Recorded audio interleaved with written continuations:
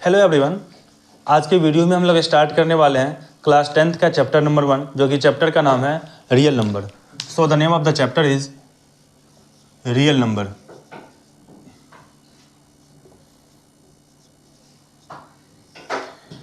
इस चैप्टर को स्टार्ट करने से पहले हम लोग ये जान लेते हैं कि इस चैप्टर में क्या क्या पढ़ना है हमारा। इस चैप्टर में सबसे पहले हम लोग जानेंगे इंट्रोडक्शन ऑफ रियल नंबर के बारे में। Introduction of real number. उसके बाद दूसरा टॉपिक इसमें जानेंगे हम लोग fundamental theorem of arithmetic. Fundamental theorem of arithmetic. उसके बाद हम लोग जानेंगे LCM and HCF by prime factorization method. Fourth topic हम लोग जानेंगे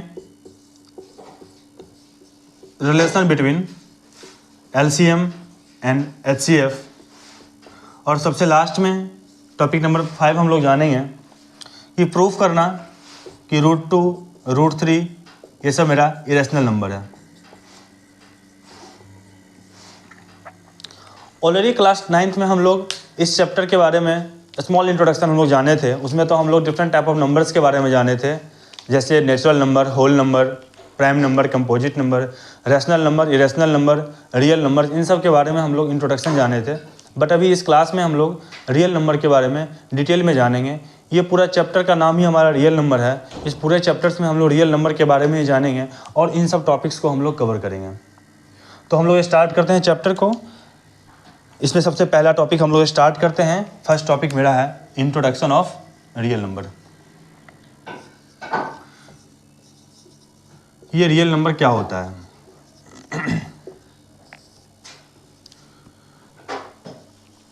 इससे पहले हम लोग को जानना पड़ेगा कि रैशनल नंबर और इरेशनल नंबर क्या होता है, क्योंकि जो रियल नंबर होता है ये कम्बिनेशन होता है, मीन्स यूनियन होता है रैशनल नंबर और इरेशनल नंबर का। रियल नंबर जो होता है ये यूनियन होता है, union of rational and irrational number. अब रैशनल और इरेशनल नंबर क्या होता है इसके बारे में हम लोग क्लास 9th में तो पढ़ ही चुके हैं, बट फिर से हम लोग थोड़ा सा जान लेते हैं कि ये क्या होता है रैशनल एंड इरेशनल नंबर। ये रैशनल नंबर क्या होता है कि ऐसे नंबर जो कि P/Q के फॉर्म में हो और जहाँ पे P और Q हमारा इंटीजर हो और Q नॉट इक्वल टू 0 हो, तो ऐसे नंबर को हम बोलते हैं रैशनल नंबर। ऐसे नंबर जो कि in the form of P/Q and Q not equal to 0, जहाँ पे P और Q दोनों हमारा इंटीजर हो। और इरेशनल नंबर क्या होता है?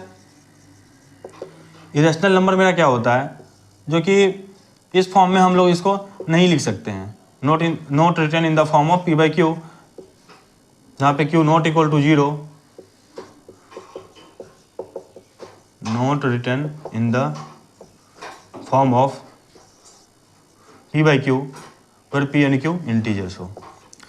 अगर रैशनल नंबर की एग्जांपल्स की हम बात करें तो ये मेरा 2/3, 4/5 ये सब हमारे रैशनल नंबर के एग्जांपल थे। बट इरेशनल नंबर में क्या था हमारा, जैसे √2, इसको हम लोग √2/1 लिख सकते हैं, लेकिन ये हमारा न्यूमरेटर जो है वो रूट के फॉर्म में, ये इंटीजर नहीं है हमारा। तो ये हमारा इरेशनल नंबर है। √2, √3, पाई, इन सब के बारे में हम लोग जाने थे। तो अभी जो मेरा है रियल नंबर, ये रियल नंबर होता है हमारा union of rational and irrational number. मतलब रैशनल नंबर हो या इरेशनल नंबर हो, वो सारे नंबर्स हमारे रियल नंबर्स होंगे। रियल नंबर की एक और प्रॉपर्टी ये है कि ऐसे नंबर जिसको कि हम लोग रिप्रेजेंट कर सकते हैं, रिप्रेजेंटेड ऑन नंबर लाइन। अब ये नंबर लाइन क्या होता है? नंबर लाइन में एक ऐसा लाइन होता है इसमें कि एक हमारा ऑरिजिन होता है 0, इससे आगे 1, 2, 3 so on up to infinite and -1, -2 and so on. मान लो कोई रैशनल नंबर है, जैसे ये मेरा नंबर है 2/3, तो 2/3 मीन्स पॉइंट में आएगा, तो ये 1 और 2 के 0 और 1 के बीच में कहीं पे लाई करेगा 2/3। 4/5 उसको भी हम रिप्रेजेंट कर सकते हैं। √2 को भी हम रिप्रेजेंट कर सकते हैं। उसके लिए हम लोग कैसे रिप्रेजेंट करें नंबर लाइन पे, ये हम लोग क्लास 9th में हम लोग सीख चुके हैं। फिर भी आप लोग को जानना हो तो क्लास 9th का वीडियो नंबर 2 देख के आप लोग वहाँ से समझ सकते हैं इंट्रोडक्शन ऑफ नंबर सिस्टम में। तो ऐसे नंबर जिसको हम रिप्रेजेंट कर सकते हैं नंबर लाइन पे, वो सारे नंबर्स हमारे रियल नंबर्स होते हैं। और ये जो रियल नंबर हैं वो दोनों हो सकते हैं, एक तो पॉजिटिव भी हो सकते हैं एंड निगेटिव भी हो सकते हैं।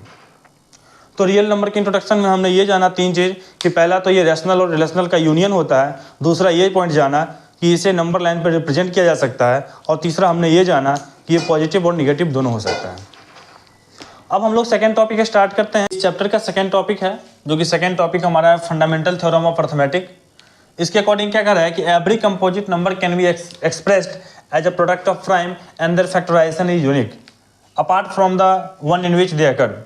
इसका ये मतलब हुआ कि जितने भी हमारे कंपोजिट नंबर हैं उसे हम लोग प्रोडक्ट ऑफ प्राइम नंबर्स के फॉर्म में लिख सकते हैं। तो सबसे पहले हम लोग एक बार ये जान लेते हैं कि ये प्राइम नंबर और कंपोजिट नंबर होता क्या है। तो प्राइम नंबर ऐसे नंबर हैं जिसके कि बस ओनली 2 फैक्टर्स हों, 2 फैक्टर, एक फैक्टर तो 1 हो और दूसरा फैक्टर वो नंबर इटसेल्फ हो, तो ऐसे नंबर्स को हम बोलते हैं प्राइम नंबर।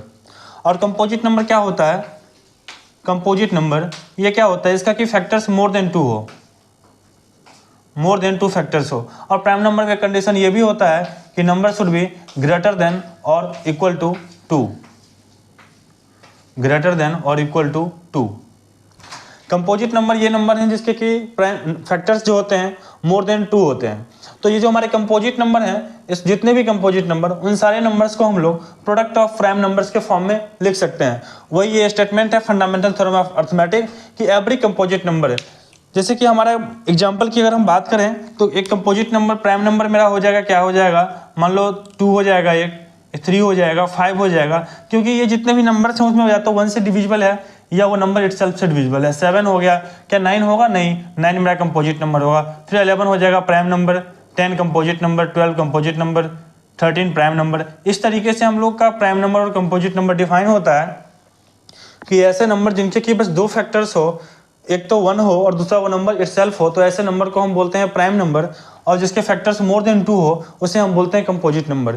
तो कोई भी कंपोजिट नंबर है, जैसे एक नंबर 9 है, तो इसको हम लोग प्रोडक्ट ऑफ प्राइम नंबर्स के फॉर्म में लिख सकते हैं। वही इसका स्टेटमेंट है फंडामेंटल थ्योरम ऑफ अर्थमेटिक का कि every composite number can be expressed, जितने भी कंपोजिट नंबर हैं उसे एक्सप्रेस किया जा सकता है as a product of prime numbers, कि प्राइम नंबर के प्रोडक्ट के फॉर्म में उसे एक्सप्रेस किया जा सकता है एंड देयर फैक्टराइजेशन यूनिक, और उसका जो फैक्टराइजेशन होगा वो यूनिक होगा।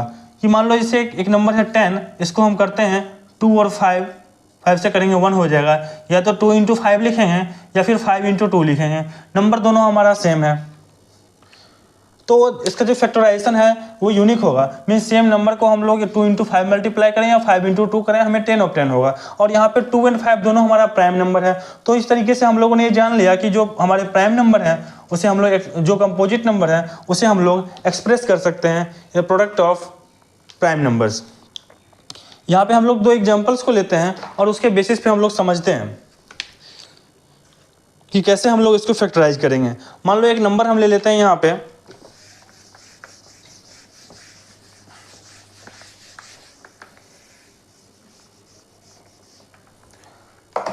एग्जाम्पल्स के लिए एक नंबर हम लेते हैं यहाँ पे 72 और सेकंड नंबर लेते हैं हम 28।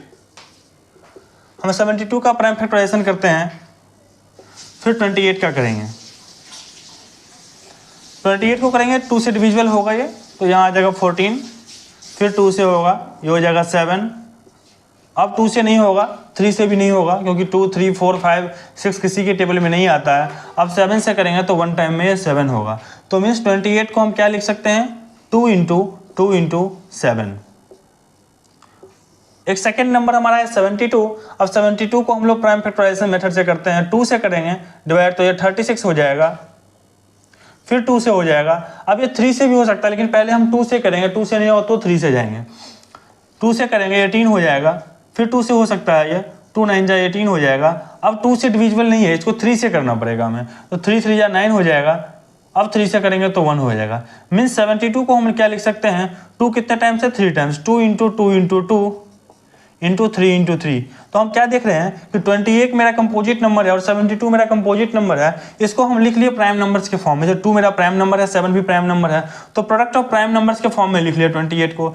ठीक उसी तरह से 72 को भी हम लोग 2 × 2 × 2 × 3 × 3 के फॉर्म में लिख लिए, ये भी हमारा प्रोडक्ट ऑफ प्राइम नंबर्स हो गया। तो 72 का क्या लिखे हम, 2 × 2 × 2 × 3 इंटू 3, और 28 को हम लिख सकते हैं 2 इंटू 2 इंटू 7। तो इस तरीके से ये हमारा फैक्टराइजेशन हो गया 72 का और 28 का। तो इस तरीके से कोई भी कंपोजिट नंबर अगर दिया हुआ हो तो उसे हम लोग प्राइम फैक्टराइजेशन करके उसका फैक्टर्स हम लोग फाइंड कर सकते हैं। अब जो हमारा नेक्स्ट टॉपिक है वो हमारा है HCF and LCM by prime factorization method.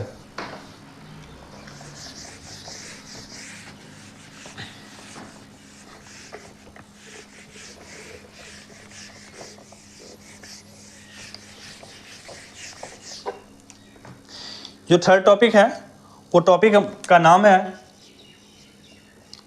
HCF and LCM by prime factorisation.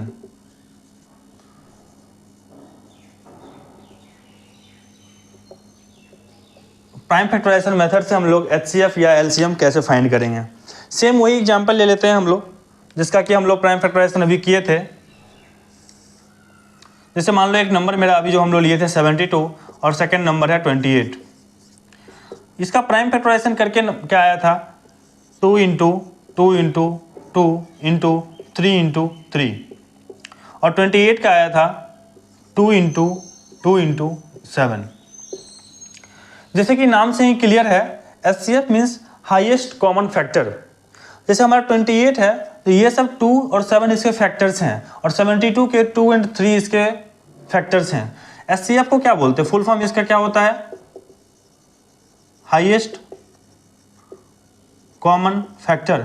मतलब जो दो नंबर हैं इन दोनों नंबर में कौन हाईएस्ट क्या फैक्टर इसका कॉमन हो सकता है, और LCM क्या होगा, लोएस्ट कॉमन मल्टीपल होता है। तो इन दो नंबर का अगर HCF फाइंड करना हो, ये बहुत ही इजी मेथड है, इससे हम लोग फाइंड कर सकते हैं। हम लोग ऐसा नंबर देखेंगे जो कि दोनों में हो, कॉमन हो, इसमें भी कॉमन हो, इसमें भी कॉमन हो। अब यहाँ पे हम लोग देख रहे हैं कि ये जो नंबर मेरा ये 2 है, 2 यहाँ भी है और 2 यहाँ भी है, एक और 2 यहाँ पे है, एक 2 यहाँ भी है, थर्ड 2 इसमें है लेकिन यहाँ पे प्रेजेंट नहीं है, तो ये कॉमन नहीं हुआ। तो कॉमन क्या क्या हुआ, एक तो 2 कॉमन हुआ, सेकंड एक और 2 कॉमन हुआ, 7 यहाँ पे नहीं है, 3 यहाँ पे नहीं है, तो ये सब कॉमन नहीं है। तो इसका जो HCF हो जाएगा वो वैल्यू हो जाएगा 4, मीन्स 4 इसका HCF हुआ जो कि इसका हाईएस्ट कॉमन फैक्टर हुआ। दूसरा मेरा है LCM। LCM कैसे फाइंड करेंगे हम लोग, LCM फाइंड करने का भी इसी तरीके का कुछ इजी मेथड है। कैसे है कि मान लो 2 यहाँ पे 2 टाइम्स यहाँ पे 2 है और यहाँ पे 3 टाइम्स 2 है, तो मैक्सिमम टाइम्स जो लिखा हुआ हो उसे हम लोग यहाँ पे कंसीडर करेंगे। मीन्स 2 इंटू 2 इंटू 2, मैक्सिमम 3 बार यहाँ है, यहाँ बस 2 बार लिखा हुआ है तो हम 3 बार ले लिए। अब 3 इंटू 3 यहाँ पे लिखा है लेकिन यहाँ पे नहीं लिखा है 3 इंटू 3, तो 3 इंटू 3 कंसिडर करेंगे इसमें हम। अब यहाँ पे 7 है तो 7 लेंगे। तो इसके LCM फाइंड करने का मेनली ये मेथड हो गया कि जितने भी नंबर्स हैं उन सारे नंबर्स इसमें होने चाहिए। जैसे 2 यहाँ पे 2 टाइम्स है तो यहाँ पे 3 टाइम्स है तो 3 टाइम्स लिख लिए हम, यहाँ पे 3 2 टाइम्स है तो ये लिख लिए, यहाँ पे अगर 7 2 टाइम्स होता 7 2 टाइम्स लिखते हैं, यहाँ पे 7 एक बार होता, यहाँ 2 बार होता, 7 इंटू 7 लिखते हैं हम। तो इस तरीके से हम LCM को भी फाइंड कर सकते हैं। अब क्या होगा LCM, इसको हम लोग मल्टीप्लाई कर लेंगे, 2 इंटू 2 इंटू 2 8, 8 3 24, और 24 को अगर हम मल्टीप्लाई कर लेंगे 7 3 21, तो हमारा इसका LCM का आंसर आ जाएगा 24 एंड 48 4 504। तो इसका जो LCM हुआ वो 504 हो गया और इसका HCF हुआ 4। तो इस तरीके से कोई भी दो नंबर दिए हुए हों तो इसको हम लोग इस मेथड से LCM और HCF को बहुत ही आराम से फाइंड कर सकते हैं। बाकी इस पे डिटेल्स में क्वेश्चंस हम लोग चैप्टर को जब सॉल्व करेंगे तो उसमें बहुत सारे क्वेश्चंस को हम लोग सॉल्व करेंगे। क्लास में हम लोग NCERT का बुक फॉलो करेंगे, बट आप लोग को अगर कोई दूसरा बुक वो भी फॉलो करना है तो वहाँ से आप क्वेश्चन को सॉल्व कर सकते हो। कुछ भी कन्फ्यूजन हो तो आप पूछ सकते हो, कमेंट कर सकते हो, या फिर आपको मेल ID दिया हुआ है डिस्क्रिप्शन में मिल जाएगा, उस मेल ID पे आप मेल करके भी पूछ सकते हो। सो नेक्स्ट टॉपिक हमारा है, नेक्स्ट टॉपिक, उस टॉपिक का नाम है relation between LCM and HCF। Relation between LCM and HCF। इस चैप्टर में सबसे पहला टॉपिक हम लोगों ने ये जाना था introduction of real numbers. Second topic क्या था, fundamental of theorem of arithmetic. Third topic क्या था हमारा, कि प्राइम फैक्टराइजेशन मेथड से एलसीएम एंड एचसीएफ को फाइंड करना, और ये फोर्थ टॉपिक हमारा है एलसीएम और एचसीएफ के बीच क्या रिलेशन होगा वो फाइंड करना है। इसका एक बहुत ही सिंपल रिलेशन है, जो रिलेशन आप लोग को याद रखना पड़ेगा। जनरली क्या होता है, हमारा 2 नंबर दिया होता है और उन 2 नंबर का एलसीएम और एचसीएफ हम लोग फाइंड करते हैं। तो ये कैसे फाइंड करेंगे हम लोग, ये बहुत ही सिंपल है कि एक पहला नंबर को हम बोलेंगे फर्स्ट नंबर, सेकेंड नंबर को हम बोलेंगे second number, first number into second number, इन दोनों का जो मल्टीप्लिकेशन होगा, इसको यहीं पे मल्टीप्लिकेशन का सिंबल दे देते हैं, first number into second number is equal to LCM into HCF, LCM into HCF. इसमें क्या होगा, क्वेश्चन किस तरह का आएगा कि आपको 2 नंबर दे देगा, 2 नंबर ये और ये नंबर दे देगा, एलसीएम दे देगा, बोलेगा एचसीएफ फाइंड करो, या फिर ये दोनों दे देगा, मतलब 4 वैल्यू में से 3 वैल्यू गिवन होगा और चौथा वैल्यू आपको फोर्थ वैल्यू फाइंड करना होगा।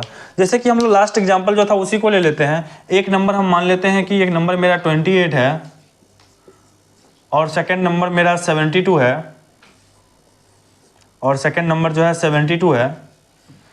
इन 2 नंबर्स का अभी हम लोगों ने एचसीएफ फाइंड किया था कि इसका जो एचसीएफ है वो एचसीएफ का वैल्यू आया था मेरा 4। हमें यहाँ से एलसीएम को फाइंड करना है।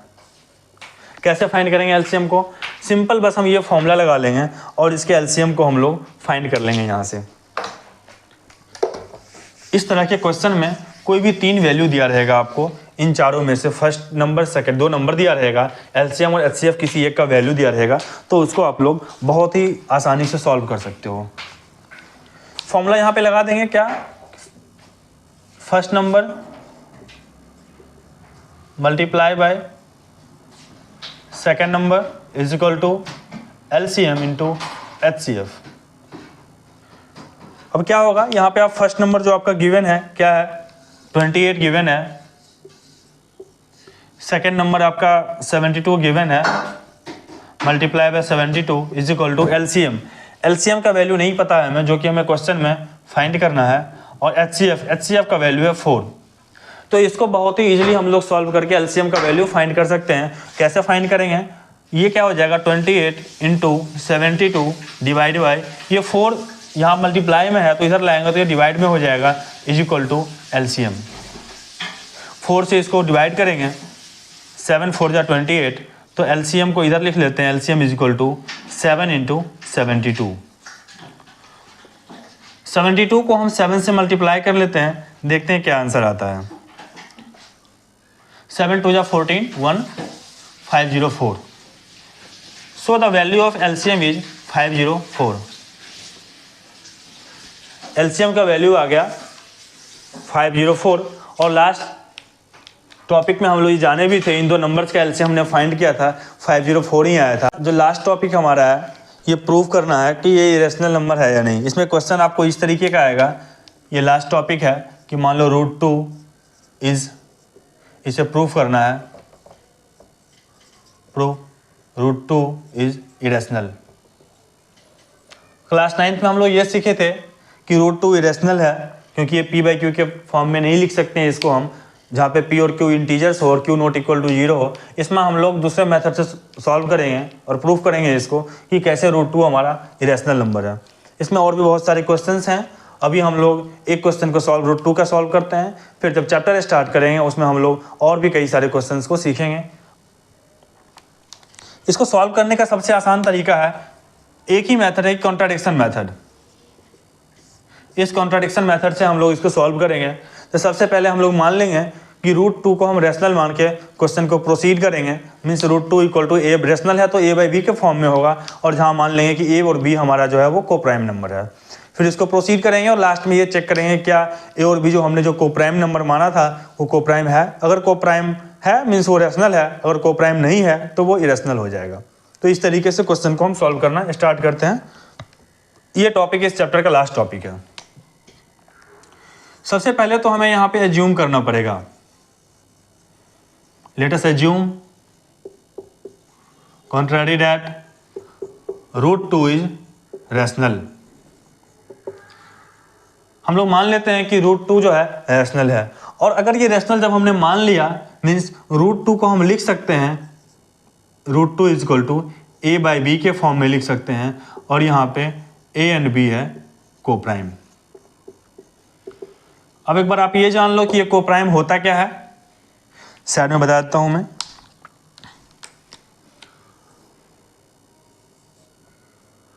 कोप्राइम कोप्राइम दो ऐसे नंबर्स हैं जिनके बीच में बस एक ही फैक्टर हो,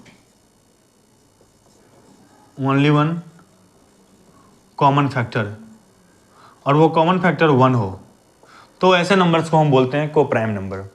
तो a और b कोप्राइम है, इसका मतलब है कि a और b किसी भी एक नंबर से डिविजिबल नहीं होगा एक्सेप्ट 1, बस एक से ही ये दोनों नंबर डिविजिबल हो सकता है। तो अब क्या करते हैं हम लोग, √2 इक्वल टू a/b है, तो इसको हम लिख सकते हैं √2 into b is equal to a। Simply क्या कि b को यहाँ ले आए तो ये मल्टीप्लिकेशन में आ जाए क्योंकि यहाँ पे डिवीजन में है। अब हम लोग यहाँ क्या करेंगे, स्क्वायर कर लेंगे दोनों साइड रूट को हटाने के लिए, स्क्वायरिंग ऑन बोथ साइड्स। तो ये क्या हो जाएगा हमारा 2b² is equal to a², 2b² is equal to a²। अब ये 2 यहाँ मल्टीप्लाई में है तो यहाँ डिवाइड में लिख सकते हैं इसको हम। तो यहाँ पे हम लोग क्या कह सकते हैं कि 2 यहाँ डिवाइड में हो सकता है, इसका मतलब क्या है कि a² जो है इज डिविजिबल बाय 2, और जब a² 2 से डिविजिबल होगा, कोई भी नंबर का स्क्वायर अगर किसी नंबर से डिविजिबल होगा तो वो नंबर जो होगा वो भी 2 से डिविजिबल होगा। तो इसलिए a is also divisible by 2। जब a² 2 से डिविजिबल होगा तो a भी 2 से डिविजिबल होगा। जब a 2 से डिविजिबल होगा इसका मतलब a को हम 2 इंटू किसी नंबर के मल्टीप्लिकेशन में लिख सकते हैं, 2 इंटू यहाँ पे एक नंबर एज्यूम कर लेते हैं c, जिसके कि a इक्वल टू हम 2 इंटू c लिख सकते हैं। क्योंकि कोई नंबर मान लो अगर 50 है, ये 2 से डिविजिबल है, तो इसको हम लिख सकते हैं 2 इंटू 25। तो 25 जो नंबर है इसके जगह पे हम c लिखें, हो सकता है ये नंबर कोई भी हो, तो इसलिए हम एक दूसरा नया नंबर ले लिए c, तो इसको हम लोग a को लिख सकते हैं 2 इंटू सी, क्योंकि 2 से डिविजिबल है तो 2 इंटू समथिंग इसको हम लिख सकते हैं। अब a इक्वल टू जो 2 इंटू सी है, इस a का वैल्यू यहाँ पे हम रखते हैं, ये हो जाएगा 2b² is equal to a के जगह पे 2c रखेंगे, 2 इंटू सी का होल स्क्वायर, तो इसको हम लिख सकते हैं क्या 2b² इक्वल टू 2 का square is 4 and c² 4c²। 2 से हम दोनों साइड डिवाइड करेंगे तो लिख सकते हैं क्या b² इक्वल टू 2c², और 2c² is equal to b²। अब ये सेम इसी फॉर्म में आ गया। यहाँ पे क्या था, जब a² जब 2 से डिविजिबल था यहाँ पे, तो a भी 2 से डिविजिबल हुआ। ठीक उसी तरीके से यहाँ पे क्या लिखेंगे, b² इज डिविजिबल बाय 2, तो इसलिए b जो होगा b is also divisible by 2। ये कंक्लूजन नंबर 2 है। तो हम लोगों ने ये देखा कि पहला कंक्लूजन कि a डिविजिबल होगा 2 से, और दूसरा हमने ये देखा कि b होगा डिविजिबल 2 से। तो इसलिए कह सकते हैं a और b जो है वो नॉट अ कोप्राइम। क्यों?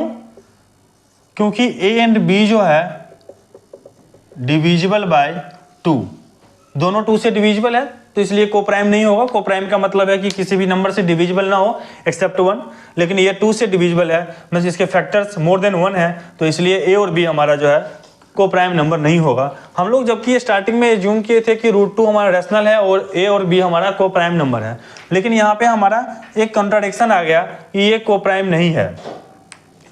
ये कंट्राडिक्शन क्यों आया?